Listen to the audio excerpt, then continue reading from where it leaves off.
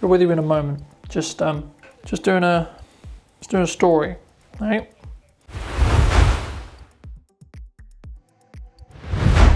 Hello ladies and gentlemen, and welcome back to a brand new video. Today's video is we're talking about how to build relationships with a business owner or a potential client. Now there's many ways to do this, and I just wanted to talk about some of the misconceptions because I've had a couple of clients who have, had people cold reach out to them and been like, and I'm always like, why that's a bad idea. So I thought it would be fantastic to reach out to you and talk to you about that exact thing. So we've all had it, I'm sure, in business where you're just minding your own business on LinkedIn, Instagram, Facebook, wherever you are, and then a message request or a connection request or etc. comes through, and it's one of those things where what ends up happening is you get cold pitched to. Now the issue is with a lot of things that's never really going to work, because the thing is, as we talk about a lot in marketing, firstly we need to establish who you are as a person and what your service does and how that's valuable to your ideal consumer, number one, right? And then we need to build up a level of like, right? So a lot of what I'm talking about in this video is going to be know, like, and trust. Now the thing is, I'm not going to buy from you if I don't trust you. Now, by having a cold pitch and by having a cold pitch specifically, you can't warm up your ideal client. You can't warm up that client to understand how you're valuable, and then also, more importantly, add a level of trust. Now, this is personally one of our strategies that we use here at Brunner Media, which is, firstly, we'll establish who is the person that we're trying to target, who is the ideal client, what industry are they, where can I meet them, that kind of thing, right? And then when I establish that, I then go into networking, or I go to that place where I'm trying to meet new people and trying to build new connections with potential new clients or people who could refer me potential new clients. So when I've done that, so the networking process starts, and then normally I'm going to be talking about networking specifically as your top end on this, but there is other ways such as content, and I'll also talk about the role which content plays overall and why you should potentially invest in getting some professional loose or professional use content for your business and your brand in 2021.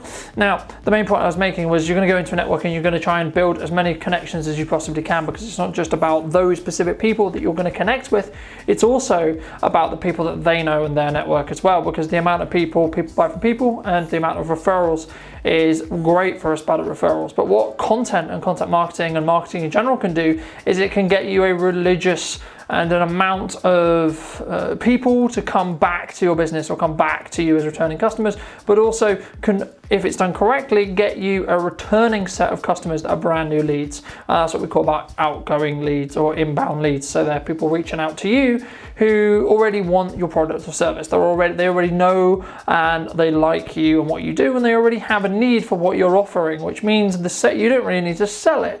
So what happens when we have someone who is a cold outreach is you don't know whether that person who you're reaching out to, if you're doing cold outreach, you don't necessarily know that they need your service yet. You might have a perception, but they might have someone in the pipeline, or they might already have someone who helps them with that perhaps, or that they already have an established relationship with, or they might be looking for an established relationship, but you, as I say, have to build that relationship. So once you've established, you're doing a bit of networking, getting to know some people, you're building your connections, people normally then after that, after they kind of met you once or twice, they want to be reminded of you, number one, but also number two, they need to be reminded of you, but then also they want to see some level of credibility and know that you're going to be able to commit and you're going to be able to take it seriously, because if you can't take yourself seriously, then you're never going to be able to take whatever you're going to do for them seriously. So something that we like to do here at Brunner Media is we like to showcase how you can do content creation, how you can produce weekly videos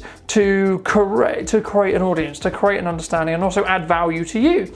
So that's why we create 3 pieces of content every week, because it allows our potential clients or people who are possibly interested in working with us be in a position where they can go to our social media and they know that we're not talking bollocks, because we have content going out. We have things. Firstly, it reminds those people on the fence who maybe followed you but maybe are not 100% sure how you could be valuable, and it's only that one piece of content or that one nugget in that piece of content that you really find really, really valuable.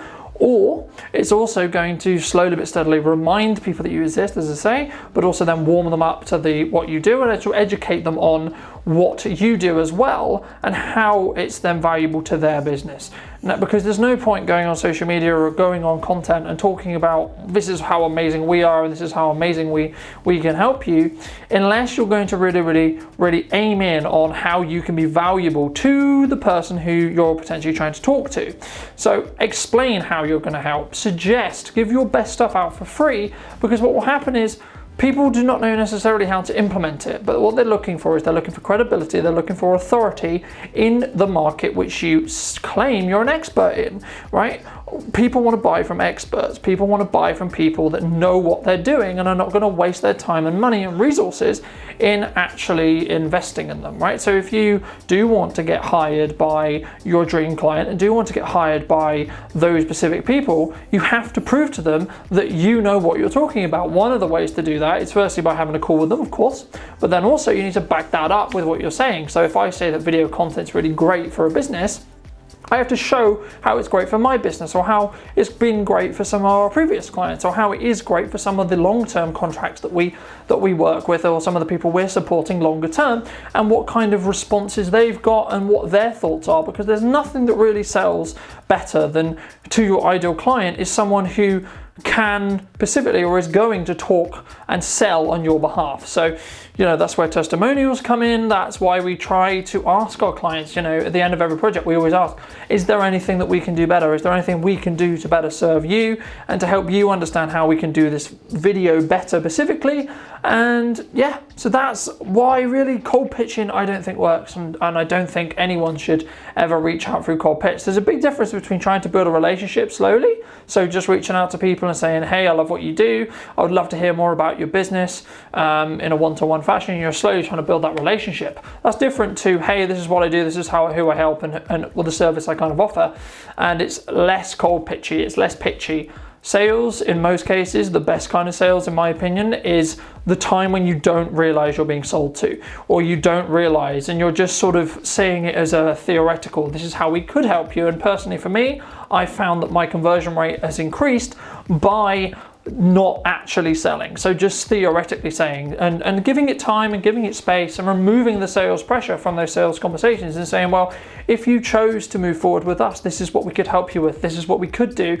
And then if they do decide to move forward, then follow through on what that is. So if you've said you're going to be able to create these amazing videos, then go and create those amazing videos. If you've been able to talk to that client about their marketing strategy or helping them understand how they could implement video into that marketing strategy, a lot of what we do is how you could implement video into your already established marketing strategy already, and how you can utilize it and how you can do it easily, potentially using something like this, your mobile phone, or something like this, a larger, more a more professional grade camera or something which is more professional, and how you can integrate those and how and what content should be professional and what content should be on your phone. So that's kind of going to wrap up today's video, but I did want to talk a little bit about relationship building, a little bit about the sales process and marketing process a little bit as well. So I hope you did take value from this video, and if you did, I'd love to hear what you think in the comment section down below. If you would like to reach out to me, maybe have any questions or anything, you always want to get to know us a little bit more, let me know, and feel free to drop me an email. All my details are in the description down below, and I'll see you very, very soon for a brand new set of videos and brand new set of content that's going to be coming to your socials or your YouTube or your etc. your screen very, very soon.